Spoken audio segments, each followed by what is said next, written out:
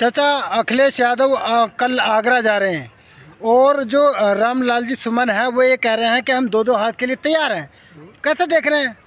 देखिए, ये पॉलिटिकल बयानबाजी है, लेकिन एक खबर जो मार्केट, सोशल मीडिया और तमाम जगह चट्टी चौराहों पे चर्चा का विषय बना हुआ है कि भाजपा चिल्ला रही है कि अखिलेश यादव, तेजस्वी यादव और राहुल गांधी की सुरक्षा वापस ले ली जाए। तो क्या ये विपक्ष के नेताओं को निपटाने पे आमदा है? किसके इशारे पे ऐसा हो रहा? इसका मतलब जो है अखिलेश यादव, तेजस्वी यादव और राहुल गांधी को किसी न किसी तरीके से लोग निपटाना चाह रहे हैं। आप बताइए, आगरा में करणी सेना ने जिस तरह से उत्पात मचाया, क्या उत्तर प्रदेश सरकार सचेत हुई? बिल्कुल नहीं हुई। उसके बाद थोड़े दिन पहले प्रयागराज में हिंदू ने हिंदू को मार डाला, यानी एक छत्री ने एक दलित को जला के मार डाला। कहीं कोई कार्रवाई नहीं हुई। पुलिस दे दी कि प्रेम प्रसंग का मामला है। कासगंज में बीजेपी का कार्यकर्ता, जो खनन माफिया भी बताया जाता था, उसने और उसके गुर्गों ने मिलकर के एक 17 साल की बच्ची के साथ बलात्कार किया। कासगंज की एसपी को धन्यवाद देना चाहिए कि उन्होंने आनंद फानंद में गिरफ्तारी की। उसके बाद तमाम तरह की ऐसी सूचनाएं, अभी पश्चिमी उत्तर प्रदेश में भी 11 साल की बच्ची के साथ बलात्कार हुआ। उत्तर प्रदेश या भाजपा शासित जितने भी राज्य हैं, वहाँ पे जंगल राज कायम हो गया है। उस सब से ध्यान भटकाने के लिए कभी वक़्फ़ पे चले जाते हैं, कभी इनकी सुरक्षा हटा लो, कभी इनकी हटा लो। राहुल जी के पूरे परिवार के खिलाफ जो है ईडी, कितने बार तुम ईडी भेजोगे? आप बताओ, सत्ताएं आती जाती रहती हैं। जिस दिन सत्ता चेंज होगी, आप कहाँ रहोगे?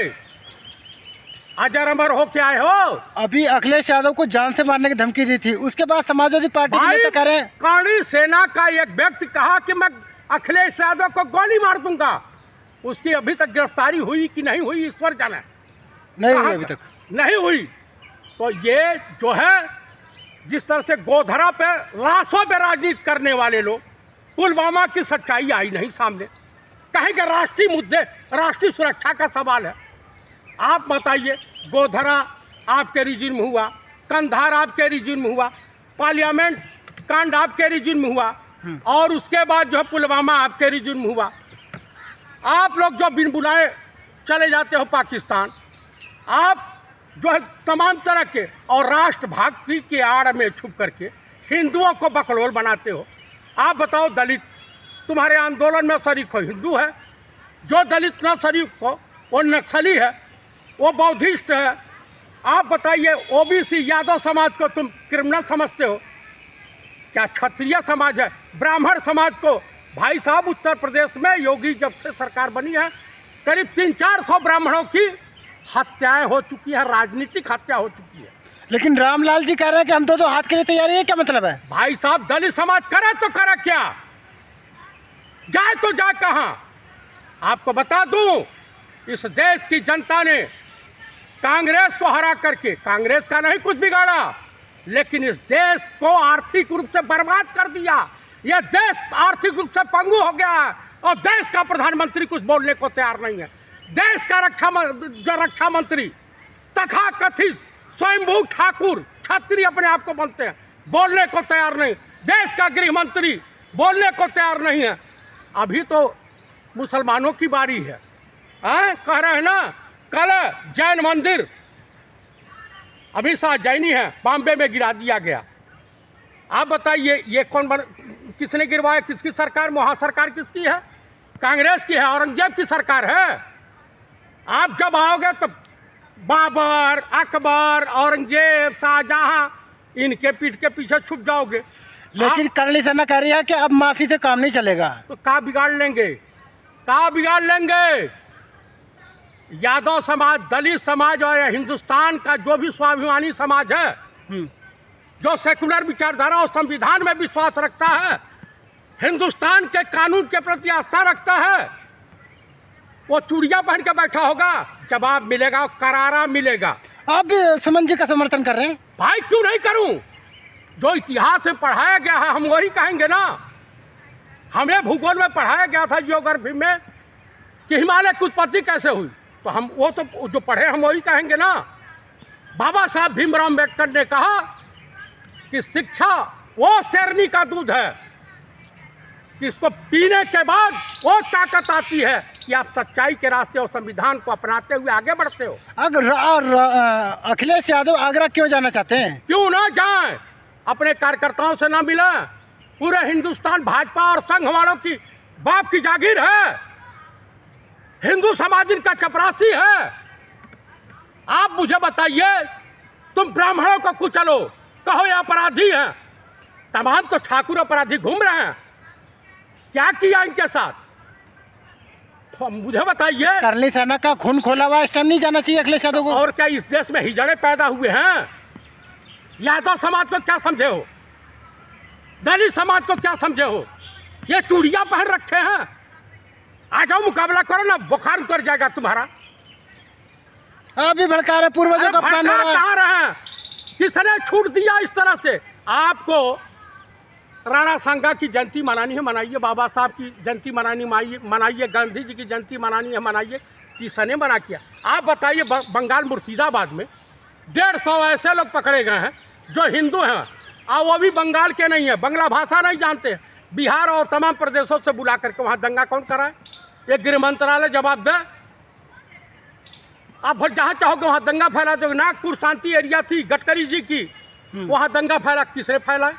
लेकिन करनी सेना कह रही है कि जहाँ मिलेंगे वहीं बदला लेंगे। अब अच्छा तो लें 26 करोड़ आबादी है पूरे हिंदुस्तान में यादवों की,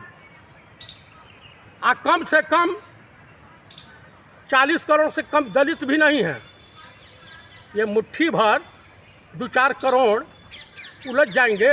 आपने भीड़ नहीं देखी आगरा की? अरे मैंने देखी है, हम कहाँ गए थे? लाठी डंडे तलवार। करणी के पैरोकार गए थे मिश्रा जी, संघी दलाल।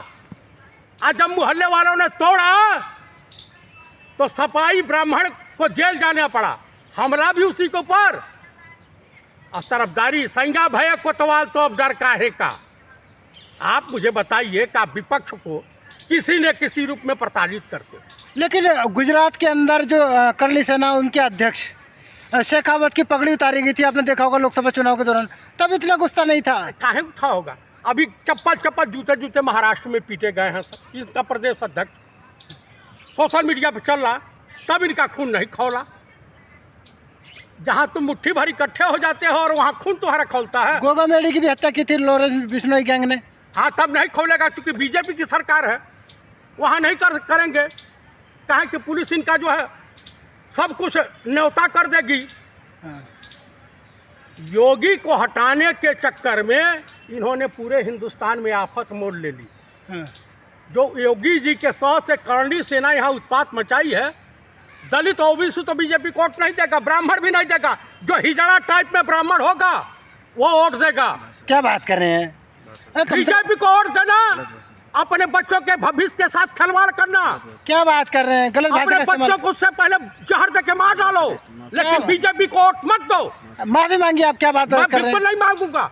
हमारे देश में बेरोजगारी का आलम है, उस पर डिस्कस करने को कोई तैयार नहीं है। महंगाई पर तैयार नहीं है, बेरोजगारी पर तैयार नहीं है। आप तो खुद ही ब्राह्मण है, उसके बाद भी क्षत्रियों का साथ नहीं दे रहे आप। कहाँ दें?